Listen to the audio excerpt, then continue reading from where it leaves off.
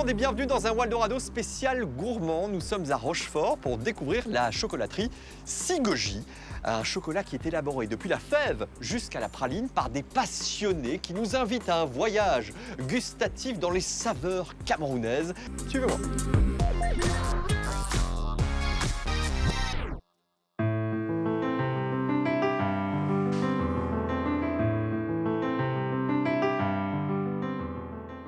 Euphrasie, bonjour. Bonjour David. Alors aujourd'hui, tu vas me raconter une belle histoire, une histoire autour du chocolat. Cette histoire, c'est la tienne. Tout commence au Cameroun, c'est bien ça?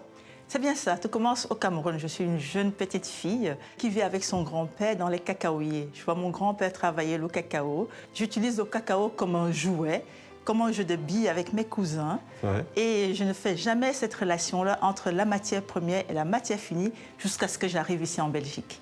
Avant 10 ans, je n'avais jamais mangé du chocolat. Okay. Tout simplement parce que même si la matière finie existe dans son pays, il n'a pas accès à cette matière-là parce qu'il n'a pas assez d'argent que pour s'en procurer. Ok, tu arrives en Belgique et là, tu fais un lien naturel entre ce que tu manges et ce que ton grand-père faisait? Pas du tout. Ah. Donc, je mange le chocolat, je ne fais jamais le lien. À l'âge de 18 ans, je regarde une émission à la télé et c'est là où je fais tilt. Ah ouais, donc les fèves que mon grand-père travaillait sont utilisées pour le chocolat. Et je dis à ma mère, mais c'est bizarre ça, que nous n'ayons pas cette connaissance. Ok. Un jour, je me dis, pourquoi pas, j'avais ce rêve-là, je vais retourner à l'école, je vais faire une formation pour apprendre à faire du chocolat. Et Sigoji naît. Et Sigoji naît. Je dis toujours que Sigoji, ce sont mes enfants. Donc c'est d'abord Siméo, Hugo et les bêtes de Goji, mais aussi c'est le choc de culture. L'histoire de mon mari, celle de mes enfants. Et je dis aussi que c'est aussi l'histoire de toutes les personnes qui m'ont suivi. Et on essaie vraiment de le représenter dans notre design. Par exemple, on a cette femme africaine qui va porter ses tresses en forme d'atomium. Le métissage aussi, c'est l'histoire de la plupart des Belges aussi. Alors parlons un peu du chocolat cette fois-ci, parce que c'est un secteur très concurrentiel en Belgique. Quelle est la différence entre le vôtre et celui des autres? Moi, quand je suis arrivée ici en Belgique, le premier chocolat que j'ai mangé, c'était le Snickers. Alors je me suis dit, je vais repartir sur ces codes-là, je vais retravailler le pavé cacahuète, mais en laissant vraiment la place à la matière première. On l'a allégé en sucre, on n'a pas rajouté du caramel, on a laissé la place à la cacahuète et au cacao. Tu viens de réaliser un exercice très difficile parce que tu viens de faire comprendre aux gens qui nous regardent aujourd'hui le goût en fait que peut avoir votre chocolat. Donc c'est-à-dire moins de sucre, mais tout en ayant des références bien connues, c'est ça? Exactement. Je dis toujours que si nous sommes les personnes que nous sommes aujourd'hui, c'est aussi basé sur notre enfance. Je veux toujours réveiller en chaque personne l'enfant que nous avons été. Et on part des classiques qui existent, on essaie vraiment de les affiner, de les rendre plus sains, tout en s'inspirant de la mode aujourd'hui. Donc c'est ce qui fait vraiment cette particularité-là.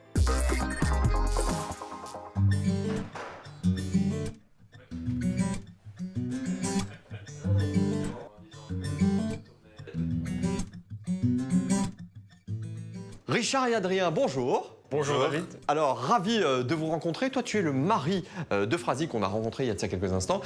Dis-moi un petit peu, le chocolat pour toi, c'était une passion?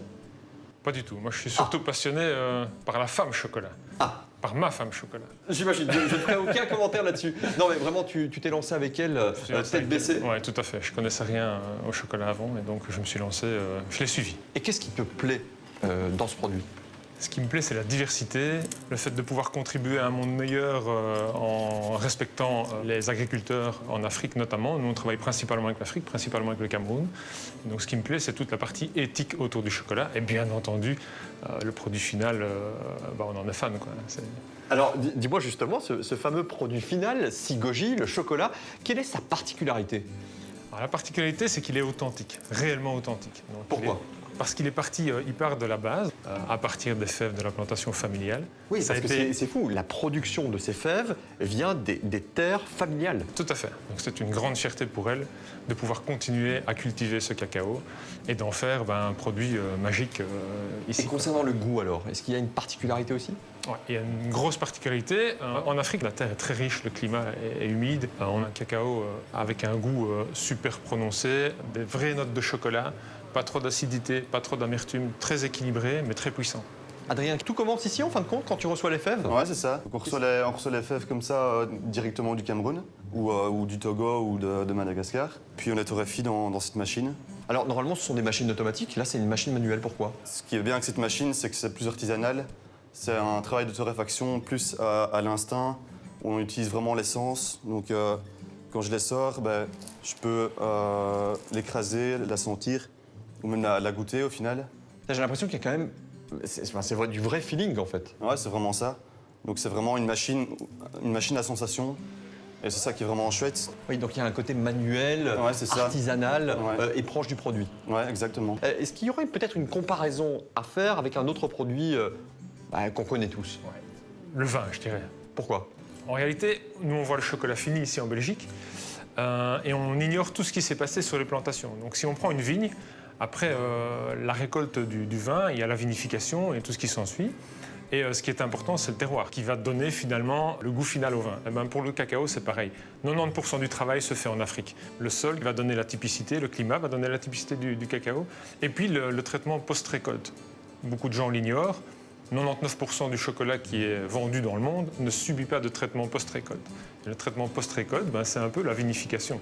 Finalement, c'est la fermentation du cacao et c'est cette fermentation qui va vraiment donner les premiers profils aromatiques du cacao. Nous, ici, on va le sublimer. Mais si on a déjà un bon produit là-bas, il va être plus facile de le sublimer ici. Très bien, bon, vous en parlez tellement bien que j'ai envie de le goûter. J'espère que ce sera dans quelques instants. Tu vas en avoir à donf. Parfait.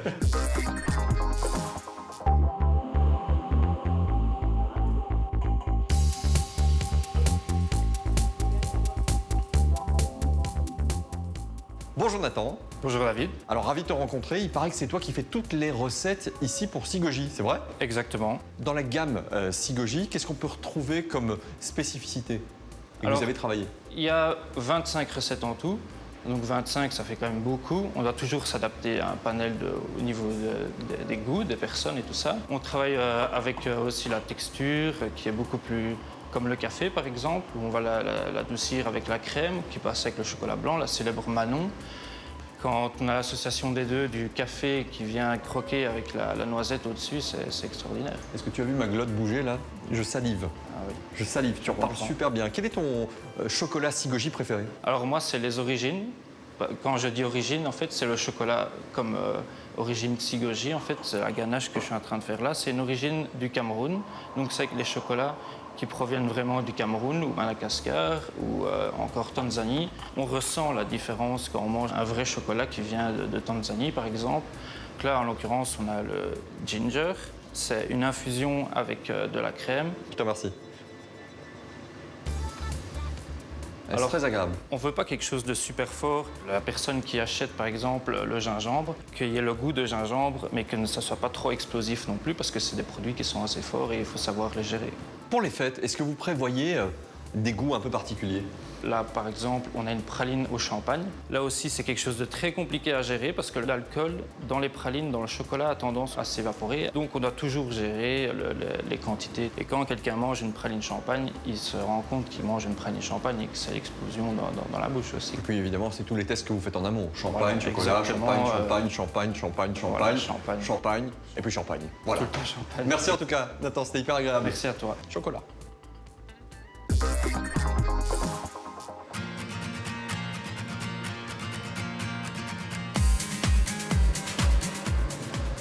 Aline, un petit peu de renfort, ça fait du bien quand même.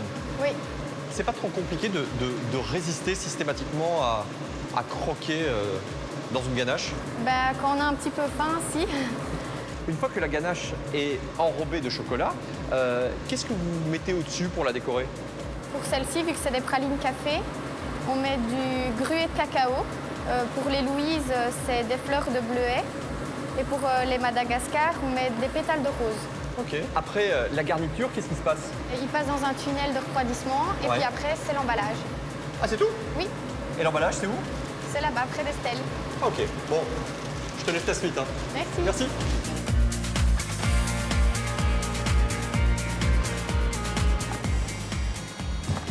Bonjour Estelle. Bonjour David. On est à la phase finale, le C'est sprint, ça.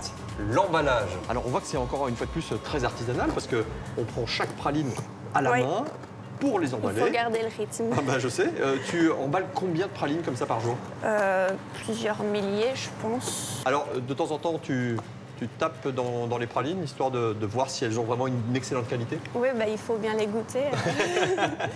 Et en ce moment, tu es stagiaire, c'est ça? C'est ça, pendant 5 semaines. Estelle, c'est quoi ta formation alors?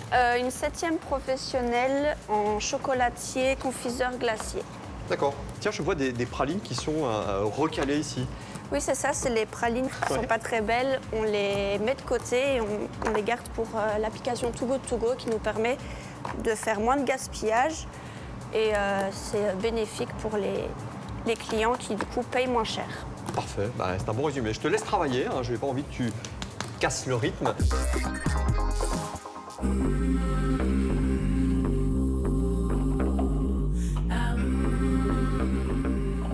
Euphrasie, Richard, merci pour cette belle découverte, on peut le dire. Et je me rends compte que malgré les volumes, vous continuez ce côté artisanal qui est hyper important pour vous. Justement, concernant les volumes, vous en êtes où en ce moment? Donc, Sigogie réalise un chiffre d'affaires d'1 200 000 €. Ça représente à peu près 25 000 kilos de chocolat fini par an. Ah, c'est pas mal, hein? Ouais, c'est pas mal. De belles perspectives. Ouais. Dis-moi, où est-ce qu'on peut retrouver vos produits? Alors, on a 4 boutiques propres, donc je vais les citer. Uccle, Namur, Ciney et Rochefort ici. Ok. Et on a un réseau de partenaires, principalement sur la province de Namur et la province de Luxembourg. Ça va de l'épicerie fine aux franchisés Delhaize, aux franchisés Carrefour, et Intermarché pour ne pas les Tous oublier. les autres, Et bientôt, tous les autres, bien all entendu. around the world. Dis-moi, vous avez été récompensé plusieurs fois aussi? Oui, effectivement. Le premier prix qu'on a eu, c'était le prix de meilleur artisan de Belgique. Et ensuite, il y a eu pas mal d'autres prix. Mais il y a eu aussi le prix du Golden Mio qui a été vraiment un prix très fulgurant. Je dis toujours que les récompenses, c'est bien. Pourquoi? Parce que quand on se lance en tant qu'entrepreneur, on a besoin de légitimité, surtout dans un domaine qui n'était pas le nôtre. Et ces récompenses-là, c'est vraiment une reconnaissance qui nous booste en fait. D'accord. Alors, pour continuer à grandir comme vous le faites, j'imagine que vous recherchez aussi des collaborateurs. Par exemple, on cherche un merchandiser, quelqu'un qui va vraiment aller réorienter tous les produits dans un magasin. On cherche une secrétaire, un préparateur de commandes et aussi un commercial. Donc, il y a encore pas mal de postes. Et selon notre évolution, on recherchera des personnes. All around the world une nouvelle fois. C'est ça. Exactement. Quels sont les projets? L'année prochaine, une ouverture d'une super boutique, toujours sur l'axe Namur-Bruxelles, et de travailler un maximum avec le retail. Donc nous, l'ambition, c'est de proposer un produit qualitatif au sein des grandes surfaces. En l'occurrence, les pavés sinaciens. Et l'objectif, c'est vraiment de développer ce produit au sein du retail. Alors j'imagine que vous allez continuer avec d'autres cacaoculteurs, parce que si vous grandissez, vous aurez besoin de vous étendre aussi là-bas. Effectivement, et c'est un projet qui me tient aussi à cœur parce qu'au-delà de l'aspect familial et de faire vivre les cacaoculteurs, je suis pour l'instant en discussion avec les instances camerounaises pour mettre sur pied vraiment des coopératives exclusivement de femmes. C'est-à-dire permettre à ces femmes qui vivent dans des régions un peu plus éloignées de vivre du cacao et des activités annexes. Ok, et de quelle manière? Ces femmes possèdent déjà 1 hectare de terrain et le gouvernement va leur donner des plants de cacao. Elles vont cultiver ces plants et lorsque ces plants vont grandir, nous, Sigogie, nous nous positionnons en tant que partenaires pour utiliser ce cacao. Et derrière, on aimerait que ces femmes puissent développer d'autres activités. Ah ben voilà, de belles personnes, de beaux produits, de belles valeurs. Merci en tout cas pour cette rencontre. Merci à toi, David. On se retrouve prochainement dans Waldorado pour la découverte de nouvelles pépites wallonnes comme celle-ci. À bientôt.